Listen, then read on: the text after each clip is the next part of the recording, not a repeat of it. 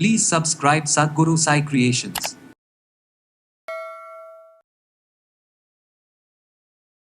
இப்போ பொதுவாக பார்த்தோம்னா நம்ம சித்த மருத்துவத்தில் ட்ரீட்மெண்ட் ஏதாவது கொடுக்கும்போது தோல் சார்ந்த பிரச்சனைகள் இருக்குது. நிறைய பேருக்கு இந்த குடலை சுத்தம் படுத்துவதற்கு எந்த மாதிரியான எளிய வழிமுறைகள் இருக்குது?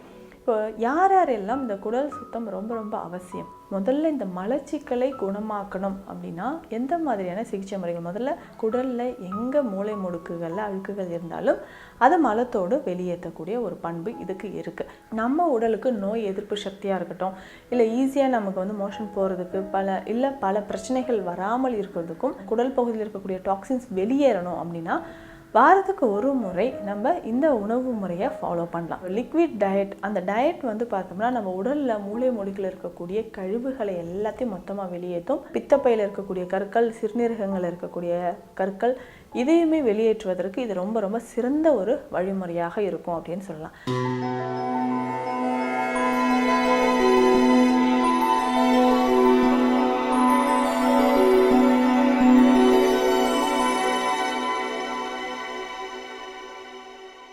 சத்குரு சாய் கிரியேஷன் வியூவர்ஸ் அனைவருக்கும் வணக்கம். நான் டாக்டர் நித்யா, சித்தா ஃபிசிஷியன். நம்ம குடல் ஆரோக்கியமாக இருக்கும்போது உடலும் ஆரோக்கியமாக இருக்கும்.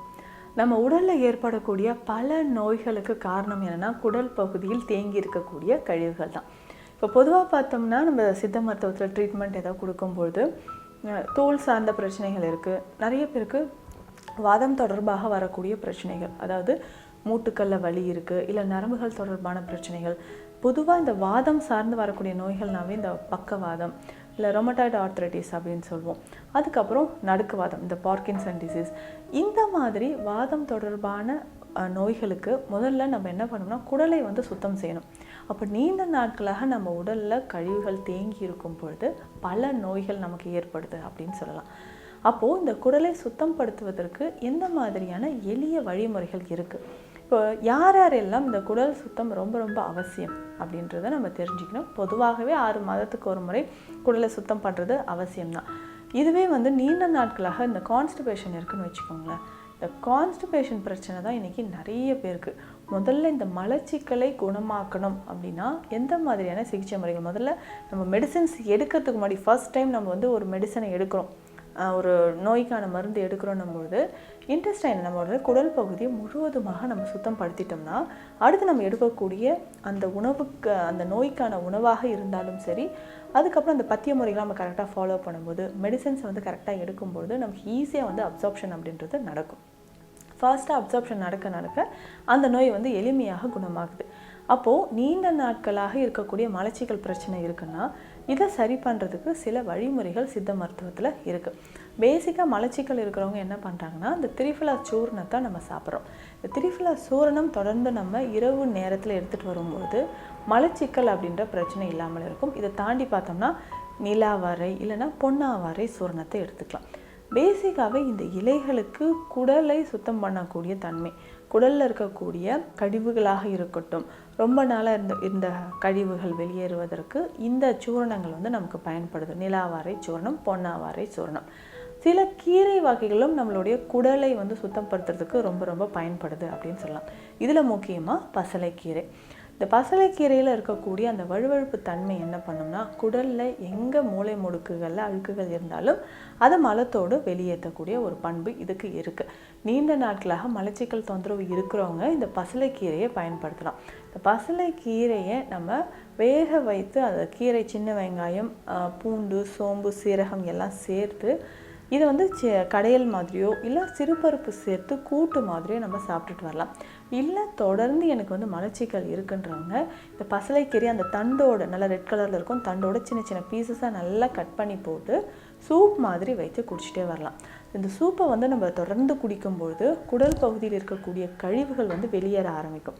இந்த கழிவுகள் வெளியேறும் பொழுது நமக்கு உடலும் ஆரோக்கியமாக இருக்கும் அப்படின்னு சொல்லலாம். பசலைக்கீரை இந்த மாதிரி சாப்பிட்லாம். அதற்கு அடுத்ததாக பார்த்தோம்னா வெந்தயக்கீரை. இந்த வெந்தயக்கீரைக்கு இருக்கக்கூடிய முக்கியமான ஆற்றல் ஃபைபர் கண்டென்ட் அதிகமாக இருக்குது. உடலுக்கு குளிர்ச்சி தன்மையை உண்டாக்கக்கூடியது. இந்த குளிர்ச்சி தன்மையை நம்ம உடலுக்கு அதிகமாக என்ன ஆகும்னா உஷ்ணம் தொடர்பான நோய்கள் இது எல்லாமே ரொம்ப ஈஸியாக நமக்கு குணமாகுதுன்னு சொல்லலாம். அப்போது பசலைக்கீரை, வெந்தயக்கீரை இது இரண்டுமே ரொம்ப முக்கியமானது. நம்மளுடைய குடல் பகுதியை சுத்தம் பண்ணுறதுக்கு இது முக்கியமான கீரை வகைகள் சொல்லலாம்.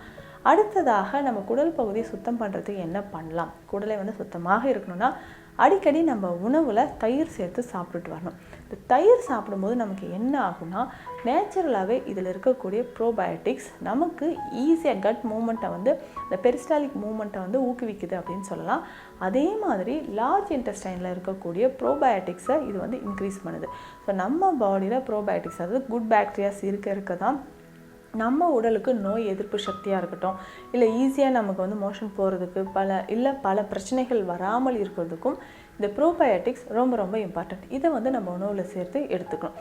அதுக்கப்புறம் குடலை சுத்தம் பண்ணணும், குடல் பகுதியில் இருக்கக்கூடிய டாக்ஸின்ஸ் வெளியேறணும் அப்படின்னா வாரத்துக்கு ஒரு முறை நம்ம இந்த உணவு முறையை ஃபாலோ பண்ணலாம். எப்படின்னா, ஒரு நாள் முழுவதுமாகவே நம்ம என்ன பண்ண போகிறோம்னா வெறும் லிக்விட் டயட்டாகவே எடுத்துக்க போகிறோம்.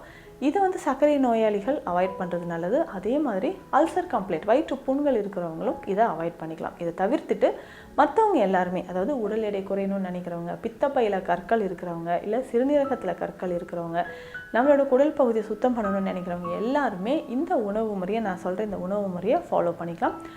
18 வயதிற்கு மேலே இருக்கிறவங்க இதை தாராளமாக பயன்படுத்தலாம்.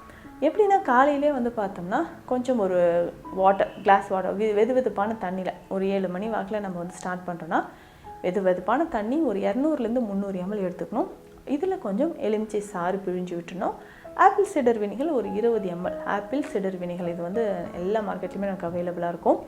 இந்த ஆப்பிள் சிடர் வினிகரை எடுத்துகிட்டு அந்த தண்ணியில் பிழிஞ்சிட்டு கொஞ்சம் தண்ணியை குடிச்சிக்கலாம். ஸோ இந்த 200லேருந்து 300 ml தண்ணியை டெய்லி காலையில், டெய்லி கிடையாது, வாரத்துக்கு ஒரு நாள் இந்த தண்ணியை நம்ம குடிச்சிடணும். காலையில் 7 மணிக்கு குடிக்கிறோமா, அதுக்கப்புறம் ஒரு 2 மணி நேரம் கழித்து அடுத்த ஒரு லிக்விட் ஜூஸ், நீராகாரம் மாதிரி நம்ம எடுத்துக்கலாம்.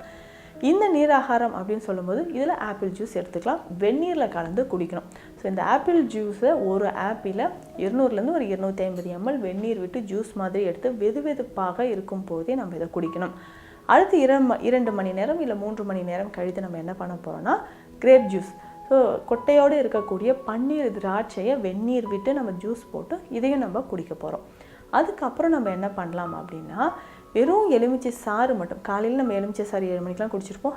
நம்ம எலுமிச்சை சாறோ இல்லை நம்ம மோர் கலந்தோ நம்ம குடிச்சிக்கலாம். வெறும் மோர் மட்டுமே கலந்து அதில் கொஞ்சம் சீரகமோ இல்லை கருவேப்பிலை இலைகள் இதை சேர்த்து வெறும் மோரை மட்டும் நம்ம குடிச்சிட்டு வரலாம்.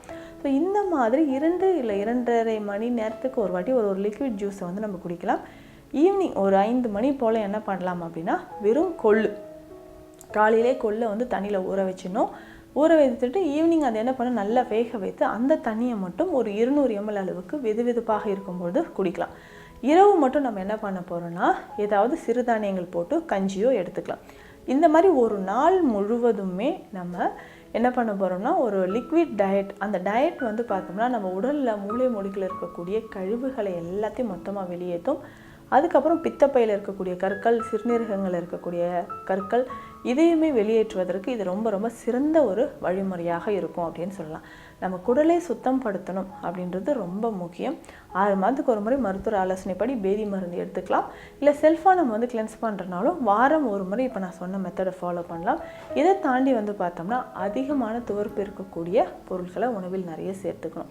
இந்த கீரை வகையெல்லாம் உணவில் நிறைய சேர்த்துக்கணும். நார்ச்சத்து இருக்கக்கூடிய உணவுகளை நிறைய சேர்த்துக்கணும். ஸோ இது எல்லாம் ஃபாலோ பண்ணிவிட்டு 6 மாதத்துக்கு ஒரு முறை பேதி மருந்தும் எடுத்தோம்னா குடல் சுத்தம் அப்படின்றது ரொம்ப ஆரோக்கியமாக நமக்கு இருக்குன்னு சொல்லலாம். பல நோய்கள் இதிலிருந்து வராமல் நம்ம பாதுகாத்துக்க முடியும். இந்த பதிவு உங்களுக்கு ரொம்ப பயனுள்ளதாக இருக்கும்னு நம்புகிறேன். மீண்டும் அடுத்த பதிவில் சந்திக்கலாம். நன்றி.